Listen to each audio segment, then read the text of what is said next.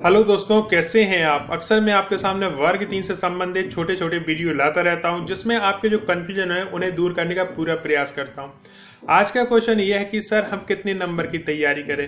बहुत से भाई बहन अक्सर अपने नंबर शेयर करते रहते हैं कि हम कोई भी टेस्ट देते हैं, सर हमारे 115 नंबर आ रहे हैं, 120 नंबर आ रहे हैं, तो क्या इससे अधिक नंबर लाने का हमें प्रयास करना चाहिए।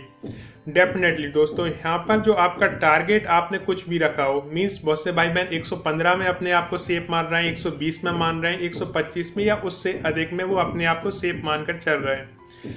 टारगेट वो वही रखते हैं, लेकिन टारगेट यहाँ 150 नंबर का होना चाहिए दोस्तों। इसकी मैं आपको एक उदाहरण दे दूं। आपने लाइफ में कोई भी टारगेट बनाए हो या प्रैक्टिकली रूप में आप बना भी सकते हैं। आप ये मान के चलें कि हमें आज 3 किलोमीटर पैदल चलना है, ठीक है, ये आपका टारगेट हो गया। 2 किलोमीटर आप कंफर्टेबली चले जाओगे। लास्ट का 1 किलोमीटर में उतनी मेहनत लगने वाली है जितनी 2 किलोमीटर में लगी ही नहीं। सिर्फ 1 किलोमीटर और चलना है आपको, लेकिन वहां पर आपका माइंड भी गिव अप करने लगेगा, आपकी माइंड में और चीजें भी चलने लगेंगी और कैसी न कैसी आप उस टारगेट तक पहुंचते पहुंचते रह जाओगे। तो टारगेट हमेशा बड़ा रखना चाहिए। यदि हमें 3 किलोमीटर का सफर करना है तो टारगेट 5 किलोमीटर का होना चाहिए। फिर देखें कि कंफर्टेबली आप 3 किलोमीटर आराम से चले जाओगे और जो लास्ट के 2 किलोमीटर हैं, अगर उन्हें आपने कंप्लीट ना भी किया तब भी आपके 3 किलोमीटर जो आपका मेन टारगेट था वो तो पूरा हो गया। इसलिए पढ़ाई में हमेशा टारगेट जो है 150 नंबर का रखें। अपने नंबर खुद कभी कम ना करें।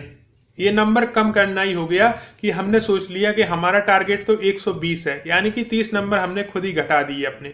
वो 30 नंबर महत्वपूर्ण है दोस्तों कि यदि हमारे कोई पोर्शन में अच्छे नंबर नहीं आ रहे हैं वर्ग 3 में किसी टॉपिक में, तो वो 30 नंबर जिनकी हम अभी सोच के चल रहे हैं कि यदि हमारे नहीं भी आए तो कोई फर्क नहीं पड़ना, उनसे बहुत फर्क पड़ेगा।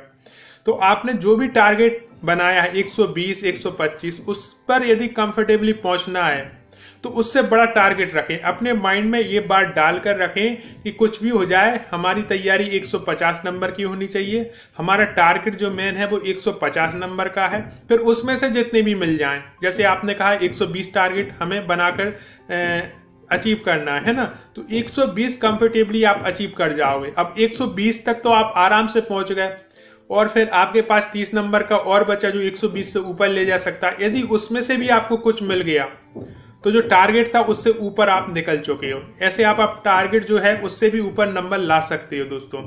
एक और उदाहरण दे दूं, जैसे कि कॉलेज में आपने भी एग्जाम दिए होंगे, ग्रेजुएशन पोस्ट ग्रेजुएशन की होगी।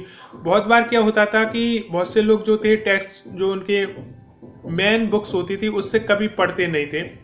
एग्जाम के टाइम पर कोई 30 नंबर वाली या 25 नंबर वाली एक कहें कि शॉर्ट नोट्स वाली एक कोई बुक्स आ जाती थी जिसमें शायद 25 प्रश्न होते थे या 30 प्रश्न होते थे ऐसे कुछ, या 20 प्रश्न होते थे ऐसे कुछ उसमें प्रश्न होते थे दोस्तों।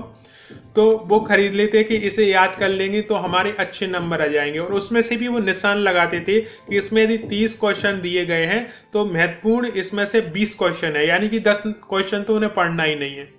यानी पहले शॉर्ट किसने किया, जो भी वो नोट्स बना रहे हैं या वो बना रहे हैं कि पूरी जो मेन बुक्स होती है उसमें से उन्होंने 30 क्वेश्चन इंपॉर्टेंट छाटे।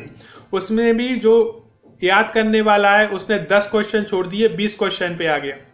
अब वो 20 जो क्वेश्चन है ना, उनमें से भी उसने रटते रटते 10-12 क्वेश्चन याद किए और फिर वो 10 का 12 क्वेश्चन याद करके एग्जाम में गया तो या तो री आती थी या फिर पासिंग मार्क ही आ पाते थे, इससे ऊपर वो नहीं उठ पाता था दोस्तों। जबकि मेन फोकस यदि वो मेन बुक से पढ़ रहा है और साल भर उसने अच्छे से पढ़ाई की है तो उसके बेहतर नंबर आते थे, उसकी राइटिंग भी अच्छी हो जाती थी। जब आप स्वयं नोट्स बनाते हो तो नोट्स बनाते बनाते आपकी राइटिंग में यदि कोई कमी है तो वो भी दूर हो जाती थी। चूंकि लिखने की फिर आवश्यकता इसलिए नहीं पड़ती थी कि लास्ट में कोई भी ऐसे 30 क्वेश्चन या 40 क्वेश्चन की कोई भी आ रही है टेस्ट सीरीज, उसे हम खरीद लेंगे, याद कर लेंगे और ग्रेजुएशन या पोस्ट ग्रेजुएशन कंप्लीट हो जाएगा दोस्तों। लेकिन फिर वो जब कंपटीशन में जाते हैं तो वही चीज उन्हें फिर से पढ़नी पड़ती है। जैसे उन्होंने एमए किया है, आपकी हिंदी से एमए कर लिया है, लेकिन वही क्वेश्चन पढ़ पढ़ के किए हैं और पासिंग मार्क ले आए हैं, लेकिन इसके बाद उन्हें कंपटीशन देना है जो एमए से रिलेटेड है, जो हिंदी से रिलेटेड है। तो हिंदी की पूरी जो उनकी 2 साल की जर्नी है वो पूरा उन्हें याद करना पड़ेगा और उसमें फिर उन्हें फोकस करना पड़ेगा। तो ये हो जाता है। तो टारगेट हमेशा वो बनाए दोस्तों, बड़ा टारगेट बनाए लाइफ में कि 150 नंबर का ही हमारा टारगेट है। माइंड को भी यही सेट करके रखें। माइंड को यदि आपने 120 पे सेट कर लिया तो भी 120 की जगह आपको 110 तक ही पहुंचा पाएगा, उसके बाद वो गिव अप कर देगा। तो हमेशा जो आपका लक्ष्य होना चाहिए वो फुल होना चाहिए 150 नंबर का। अब उसमें से जितने भी आ जाएं, यानी कि ये मान के चलें दोस्तों, आपने 150 का टारगेट अपने माइंड में सेट किया है तो आपका सिलेक्शन पक्का हो जाएगा।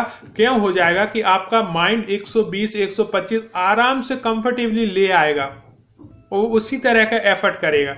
लेकिन आपने यदि उसे ढील दे दी कि नहीं यार 120 सेफ जोन है, तो वो उससे नीचे चला जाएगा। तो हमें अपने माइंड को ऐसे ट्रीट करना है कि हमें 150 में से ही नंबर लाना है और 150 की तैयारी करनी है। फिर जो भी हमारा टारगेट है जो हमें अचीव करना है वो हो ही जाएगा। तो ये वीडियो एक सूचना मात्र था, आपसे कुछ मन की बात शेयर करनी थी। आई होप आप इसमें से कुछ ऐसी चीज आज सीखे होंगे जो आप अप्लाई कर सकें, तो मुझे बड़ी खुशी होगी। आपने इस वीडियो को देखने के लिए इतना समय निकाला, उसके लिए तहे दिल से धन्यवाद।